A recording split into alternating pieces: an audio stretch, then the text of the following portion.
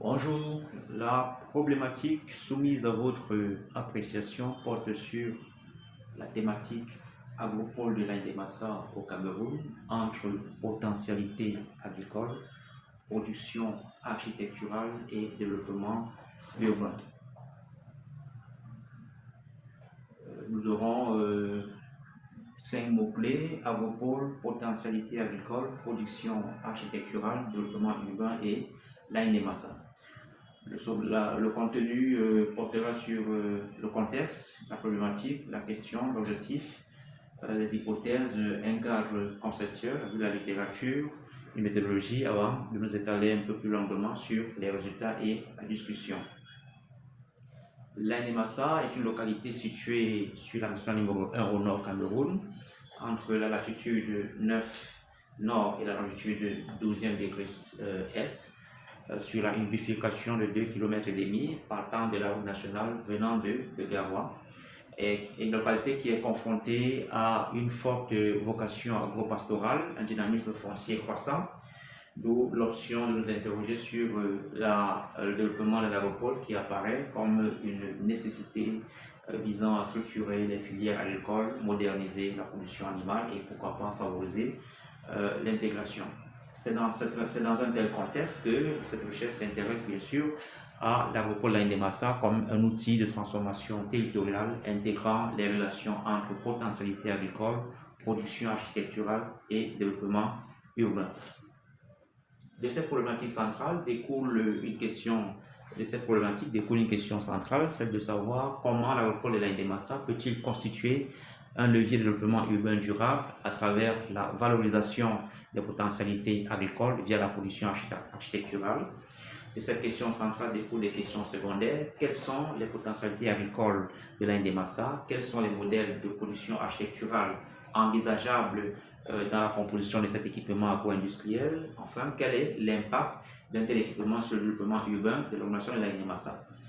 Pour répondre à cette question, nous sommes fixés des objectifs dont l'objectif principal est l'objectif global est celui d'analyser la plus-value de l'agropole de l'Aïné-Massa dans le développement urbain durable à travers la valorisation des potentialités agricoles via une production architecturale adaptée au contexte. De cet objectif global se greffent des outils spécifiques dont le premier est identifier les potentialités agricoles et agro-pastorales de l'Aïné-Massa. Le deuxième, proposer des modèles de production architecturale et de fabrique urbaine pour cette composition, comme composante de cet équipement agro-industriel. Et le troisième, évaluer son impact sur le développement de l'agglomération de l'Aïné-Massa. Pour atteindre cet objectif, nous sommes fixés l'hypothèse centrale. L'agropole de l'Aïné-Massa constitue un levier de développement urbain durable à travers la valorisation des potentialités agricoles au moyen d'une production architecturale adaptée. Comme hypothèse secondaire, nous avons les potentialités agricoles de l'Aïné-Massa qui ont été identifiées. Nous avons les modèles de production architecturale et de fabrique urbaine qui sont proposés.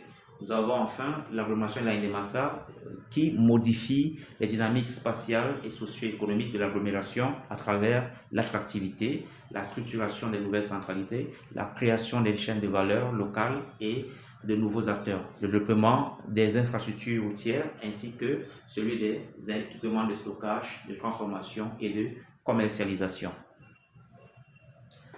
Alors, pour permettre une meilleure compréhension de la thématique, nous avons défini un cadre théorique composé du cadre conceptuel et de la revue de la littérature. Dans le cadre conceptuel, nous avons axé notre recherche sur les sous-thématiques agropole, potentialité agricole, production architecturale, développement urbain, l'Aïné-Massa.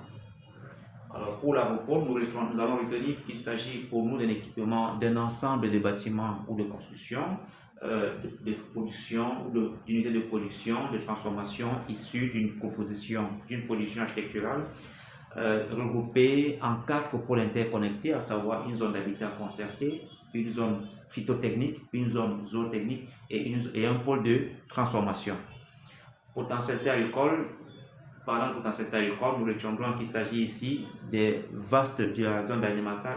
On entend par là les vastes étendues de terre cultivables encore inexploitées, pourtant arrosées par les affluents du peuple bénoué, surplombées par un ensoleillement sous lequel vit une population jeune et dynamique. Production architecturale, il s'agira ici de noter que on notera que la proposition se renvoie à la conception, à la production, la proposition d'un type de bâtiment agricole inspiré de l'architecture intégrée à l'environnement.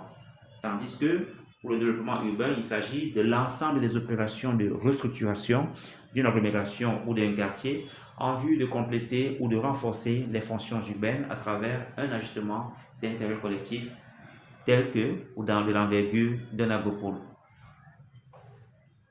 La NMASA est une zone géographique aux fortes potentialités agricoles, agro-industrielles et socio-économiques qui mérite d'être valorisée par une production architecturale dont les composantes sont interconnectées suivant un plan d'aménagement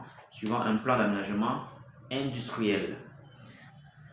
La deuxième partie de ce cadre théorique porte sur la revue de la littérature, toujours sur les mêmes axes, agropole, potentialité agricole, production architecturale, développement urbain et la NMASA.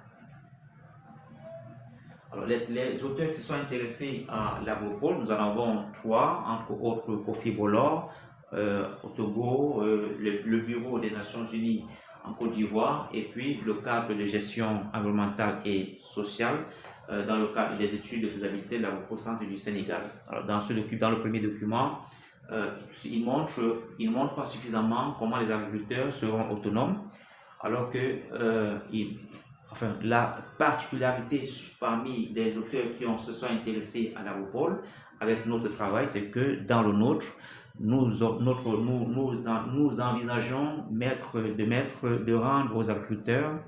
de rendre les agriculteurs autant pour moi autonomes et surtout maîtres de toute la chaîne de valeur à travers la méthode IMO, entendez par là haute intensité de la main de local, ce qui réduira le phénomène de l'exode rural et de la surpopulation en zone urbaine. Deuxièmement, nous allons faire une analyse du rôle de l'agropole sur le développement urbain de la NMASA à travers la production architecturale intégrée. Puis enfin, il s'agira enfin d'une solution intégrée à l'agglomération de la NMASA.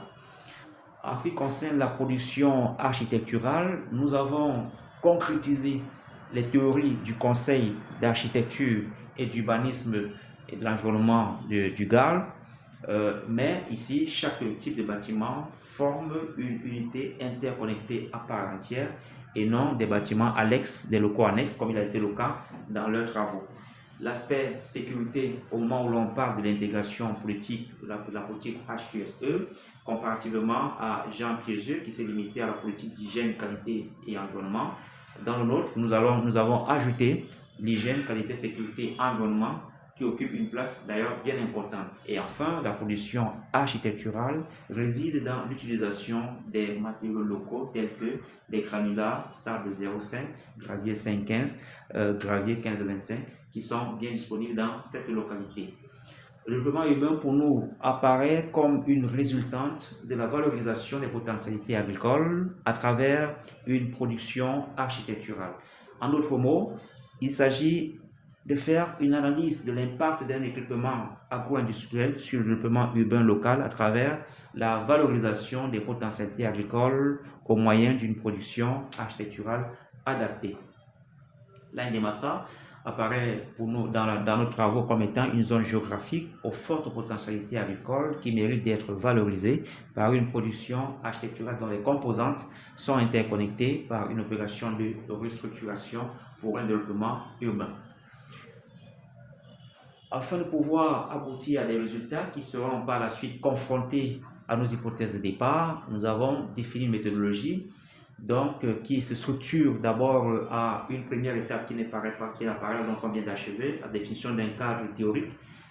En d'autres mots, nous avons d'abord fait l'état des lieux, l'état des connaissances dans le domaine de l'agropole et nous sommes partis d'une revue de la littérature après à l'issue de laquelle nous avons défini des concepts pour rendre le travail plus général. À l'issue de ce travail, nous avons donc procédé à la mise sur pied des questionnaires et des guides d'entretien qui ont d'abord été soumis à une phase de pilote d'essai, une phase de test pilote dans les quartiers à forte densité, notamment à l'Ain des Kautal également et à Tapare, pour pouvoir mesurer la fiabilité de ces questionnaires et juger un peu de l'efficacité même sur le terrain avant de nous lancer dans la définition d'un échantillon. Pour donc le choix de la zone a été, donc je disais, la zone à forte des zones de forte intensité. D'ailleurs, dans ces localités-là, les populations sont plutôt regroupées dans ces principaux quartiers où vous avez vu le trait en rouge, ou entre Taparé, je vais dire Taparé, Kautal également. Et là, Indédiga, c'est un peu donc c'est concentré sur la zone de Taparé et Kautal parce que justement là-bas, nous avons une zone dite résidentielle.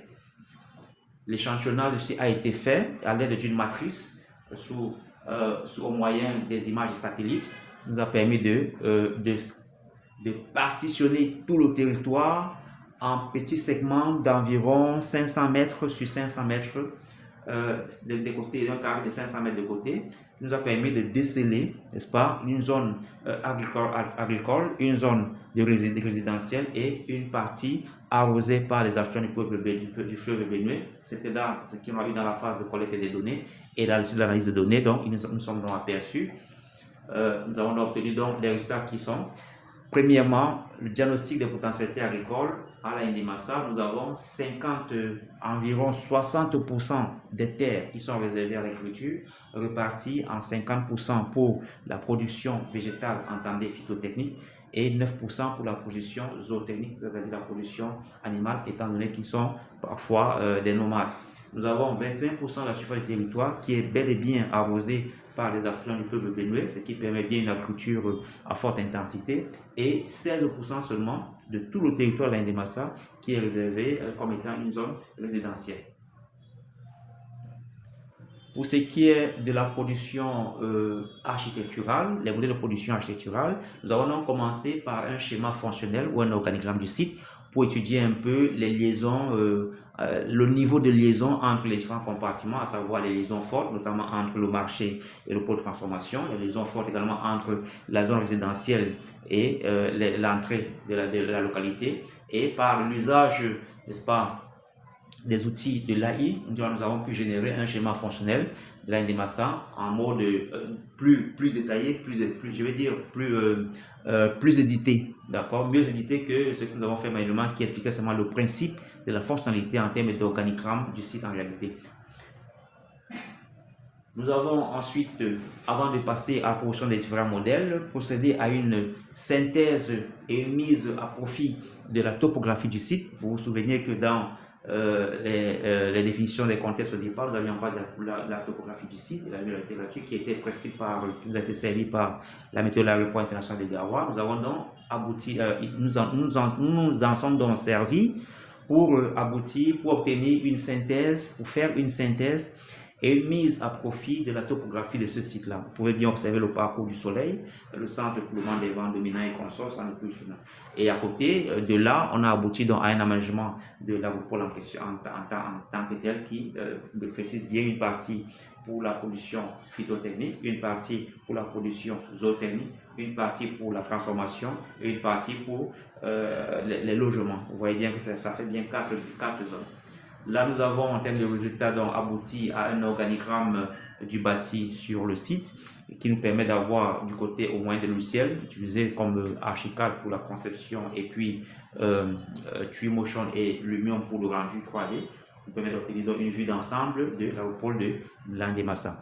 On a fait un zoom sur, vous avez là un zoom sur la partie résidentielle, logement, c'est comme nous avons appelé la zone d'habitat concerté, qui a l'avantage de ne pas consommer suffisamment d'espace, parce que là, on a privilégié l'habitation verticale, bien sûr, en nous conformant aux exigences environnementales, comme par exemple la direction du vent, la vitesse du vent, qui est aussi entre 6 et 13 km par heure, à une altitude de 10 mètres, donc au-delà de 3 niveaux. Nous sommes limités justement, qu'on voit là, à 3 niveaux. Et à côté, vous avez un zoom sur la partie de production phytotechnique, la partie de production végétale, qui est en fait une zone test pour pouvoir assurer le côté semences et consorts.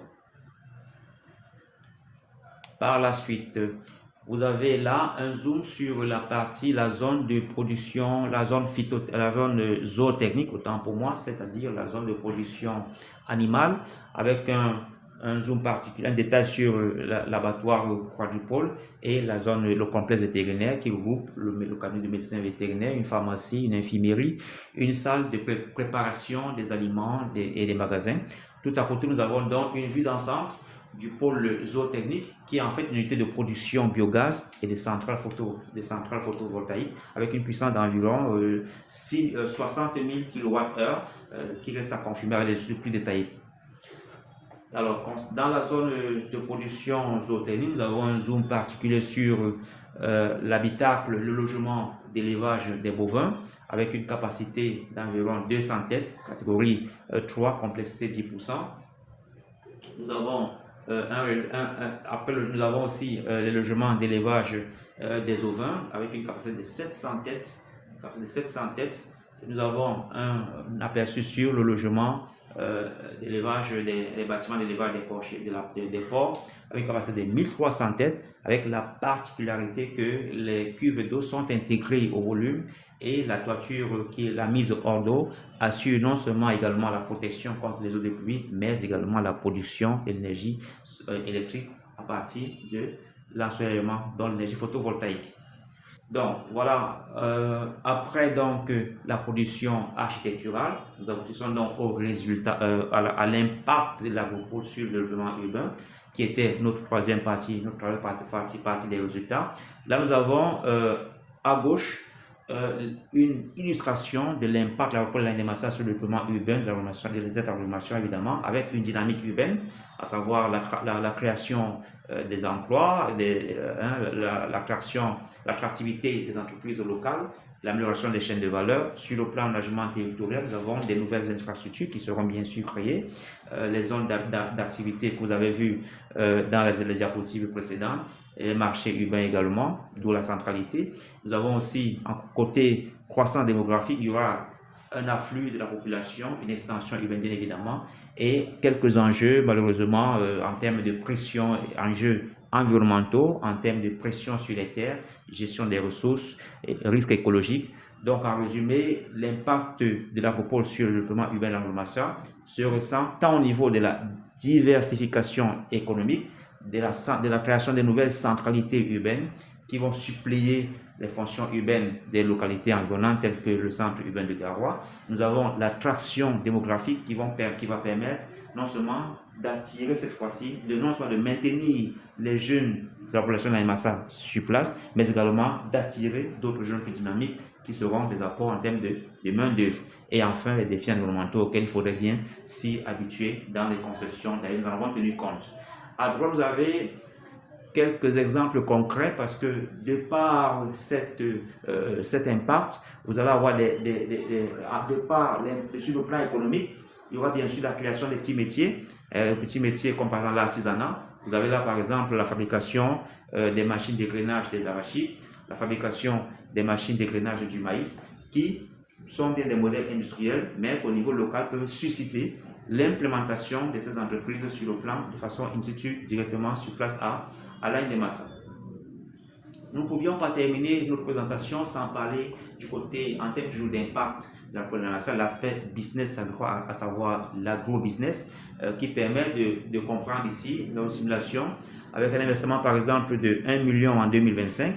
Il sera doublé, un chiffre d'affaires de 1 million en 2025 sera doublé en 2035, soit à peine 4 ans plus tard, il sera doublé et il sera quadruplé après 5 ans. Donc vous avez là de 2025 à 2030, c'est à peine 4 ans, de 2030 à 2035. Donc en moins de 10 ans, vous avez une économie d'environ 4 554 000 francs. Si il faut ramener cela en CFA, ça fait beaucoup. Comparativement par exemple aux gains à la banque et les intérêts qui ne seront que de 3% à peine. Vous voyez donc qu'en mettant un investissement dans cette localité 1 million, vous avez au bout de 10 ans près de 5 millions de francs. Je vous laisse comprendre que le bénéfice est de l'ordre de 4 554 000, d'environ 4 millions de francs.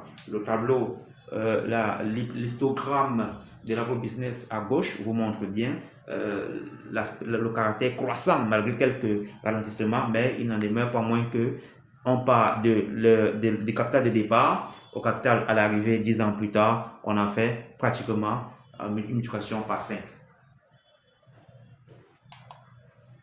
Dans telle discussion, on peut interroger non seulement dans le cadre de la valorisation des potentialités agricoles, on peut interroger l'apport de l'intelligence artificielle qui peut bien non seulement booster au mieux encore ces potentialités agricoles, mais qui peut également aider dans les modèles de production architecturale, les modèles de conception en termes d'évaluation des besoins réels et de créer des bâtiments bien adaptés aux besoins spécifiques. Et enfin, pourquoi pas, l'IA aussi peut bien aider dans l'économie urbaine, comme vous l'avez si bien vu, en ce sens qu'il va augmenter la productivité, il va réduire les gaspillages et l'exploitation des ressources disponibles, l'optimisation des ressources disponibles afin de développer un agro-business suffisamment rentable, comme la simulation que nous avons vue tout à l'heure peut nous montrer.